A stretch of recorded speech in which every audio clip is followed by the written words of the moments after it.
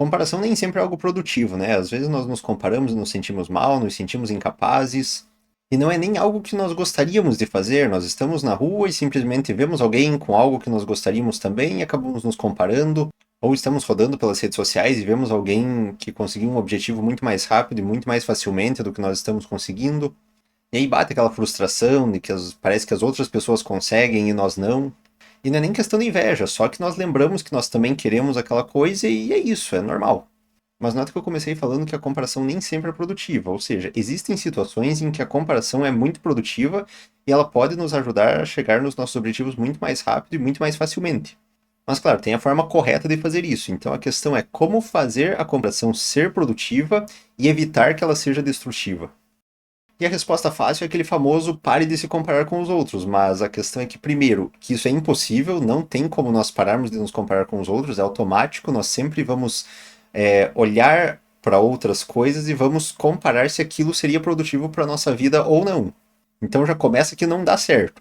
E o segundo ponto é por que parar algo que pode nos ser muito útil. Então vamos só fazer do jeito certo, que é melhor e bem mais fácil. Para exemplificar essa forma boa de comparação, nós podemos falar sobre motivação quando nós vemos alguém fazendo alguma coisa e aquilo nos motiva a ir atrás daquilo também. Quando nós vemos alguém fazendo uma viagem para algum lugar e isso nos motiva a fazer essa viagem também. Quando nós vemos alguém fazendo alguma coisa, tipo uma receita, e aquilo nos motiva a fazer essa receita também. Isso é bom porque nos motiva a fazer aquilo também e acaba ajudando no processo. Ou quando nós queremos fazer algo, temos dúvidas sobre como é o processo daquilo, e aí nós buscamos um vídeo de alguém que já fez aquilo, já passou por aquele processo, para nós termos informações sobre quanto tempo leva, quais são as coisas que essa pessoa fez para chegar nesse determinado objetivo, e aquilo nos ajuda com informações para que nós possamos fazer o nosso próprio plano e termos também uma noção de mais ou menos como que funciona aquele processo. Também ajuda porque nos faz economizar tempo com aquele planejamento. Então vamos falar de cada característica sobre a comparação e ver como que ela pode nos ajudar e o que fazer também para evitar que ela nos atrapalhe. Quando nós nos comparamos com alguém, nós só conseguimos nos comparar com aquilo que a pessoa mostra, ou seja, todo o resto fica uma incógnita. E geralmente o que a pessoa mostra é o que deu certo, o que deu errado ela não mostra, ou mostra de uma forma abafada, pega alguns erros mais divertidos ou mais interessantes para mostrar para a audiência, mas não todos eles. Ou seja, o material de análise já vem tendencioso. Então a vida de qualquer pessoa parece melhor do que ela realmente é e parece que tudo fica mais fácil, tudo fica mais rápido. Tanto que se você pegar talvez até a sua própria vida e se basear só naquilo que você posta nas redes sociais, provavelmente você vai ter uma visão completamente diferente da sua vida. E aqui nós entramos também no próximo ponto, que é ver só uma parte, independente dessa parte ser legítima ou não, por mais que tenha até mais dificuldades e facilidades, etc., mas é só uma parte. E que geralmente é só o resultado e não o processo. Ou seja, a pessoa mostra a conquista, mas não mostra o que ela fez para ter aquela conquista. Ela mostra a coisa nova que ela comprou, mas ela não mostra o quanto que ela trabalhou para conquistar aquilo, quais foram os perrengues que ela passou para conquistar aquilo. Outro ponto importante é não saber qual que era o histórico dessa pessoa em relação a essa atividade, principalmente quando nós vamos comparar a questão de saber quanto tempo mais ou menos leva uma determinada coisa, quanto de empenho que precisa para essa determinada atividade. Só que às vezes nós esquecemos de comparar os níveis. Às vezes a pessoa que começou a fazer algo e conseguiu resultados rápido já tinha um background. E um exemplo que eu posso pegar é aqui do próprio canal. Eu comecei literalmente do zero, ou se dando negativo, porque eu era aquela pessoa que eu tinha vergonha até de passar os slides nas apresentações. E apesar de eu estudar muito sobre os assuntos e saber sobre eles, eu não sou a pessoa que mais tem a capacidade de transformar essas ideias em algo que as pessoas entendam. Então, uma pessoa que já tem experiência com essas coisas, tipo, um professor, um palestrante, ou alguém nesse sentido que comece um canal no YouTube, com certeza vai ter muito mais facilidade e provavelmente vai fazer o canal crescer muito mais rápido do que eu consigo. Porque ele já tinha algumas habilidades que são importantes para essa atividade que eu tive que construir aqui ao longo do caminho. O que nos leva para o próximo ponto, que é comparar o seu início com o auge de alguém. Principalmente com a internet, é muito fácil de nós termos contato com pessoas que já estão num nível muito avançado.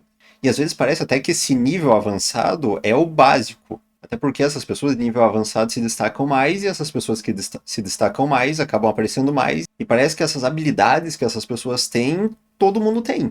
Mas é importante lembrar que no começo essas habilidades não são tão óbvias assim. O que também nos leva para o próximo ponto, que é se comparar com as exceções. Essas pessoas muito bem sucedidas, que falam muito bem, que têm muito conhecimento sobre um assunto, que conseguem explicar, que conseguem prender atenção e etc., são exceções. E vamos pegar a questão financeira. Hoje, quando nós entramos nas redes sociais, parece que todo mundo ganha pelo menos 25 mil por mês. Sendo que na realidade apenas 1% das pessoas ganham a partir disso. E aí nós acabamos nos sentindo mal porque parece que o padrão é um patamar muito elevado que, quando nós vamos para a vida real, ela é exceção. Então, como usar tudo isso para te ajudar? Primeiro que só de ter essas informações já ajuda um pouco, porque às vezes nós esquecemos de colocar essa comparação com base na realidade, esquecemos que nós nos comparamos com uma parte da vida do outro que parece perfeita, mas que nós não conseguimos ver a parte imperfeita. Essa questão da exceção também, que é forte, que nós achamos que o padrão é a exceção, mas nós esquecemos que é a exceção.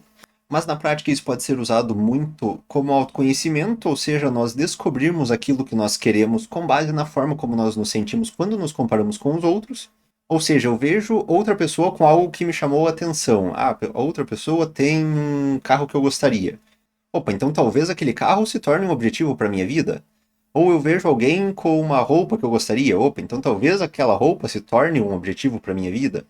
Eu vejo uma pessoa que tem um estilo de vida que eu falo que eu gosto, então talvez aquilo sirva para minha vida também. Ou seja, observar o que as outras pessoas apresentam e decidir se aquilo faz sentido para sua própria vida ou não. Isso já economiza muito tempo de autoconhecimento. Você não precisa descobrir sozinho aquilo que você quer ou não. Você pode usar a forma como você reage à vida dos outros para decidir se aquilo é interessante para sua vida também ou não. E aí é aquela coisa, se nós olhamos para algo da vida alheia e nós gostamos muito, provavelmente aquilo é algo que seria muito importante para nós. Se nós gostamos pouco, talvez seja algo que não seja tão importante para nós. Se nós olhamos para a vida alheia e odiamos aquilo que nós vemos, talvez seja uma forma de repulsa para a nossa própria vida. E se nós odiamos pouco, é aquela coisa que nós não queremos ter tanto contato assim. E tudo isso é informação para nós conseguirmos moldar a nossa própria vida de forma mais fácil. E também ajuda muito na busca por referências, ou seja, eu olhei para a vida da outra pessoa e gostei muito daquilo que ela tem. Legal, o que ela fez para conseguir aquilo? O que ela tem que permitiu que ela tivesse aquilo na vida dela? Tipo assim, quantas horas a pessoa treinou para ter aquele corpo que ela tem, quanto que ela trabalhou para ter o dinheiro que ela tem, o que ela fez para ter esse dinheiro, o quanto ela estudou para chegar num determinado patamar, e coisas assim, até para saber se você gostaria de pagar o preço por essa coisa também. Porque às vezes fica naquela situação, eu gostei de tal coisa na vida da outra pessoa, só que quando eu olho o que ela teve que fazer para ter isso na vida dela, às vezes não faz tanto sentido. É aquela coisa, eu quero uma determinada coisa até eu saber o preço dela. E usar as pessoas que já chegaram lá como referência para isso é um belo de um atalho também, para nós não precisarmos fazer um baita de um planejamento para nossa vida para descobrir no final que nós não queríamos aquilo. E isso também funciona para o contrário. Se nós vemos uma pessoa que tem uma vida que nós não gostaríamos, nós também podemos usar a vida dela como referência para não fazer aquilo que ela fez para chegar onde ela chegou, que é um lugar que nós não gostaríamos de chegar.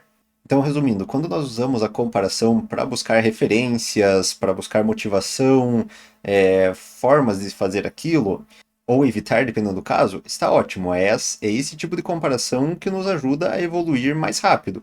Agora, se a comparação está te desanimando, te colocando para baixo, não é exatamente isso que queremos. No final, a ideia não é parar de se comparar com os outros, mas sim fazer isso de forma que te ajude e não te atrapalhe.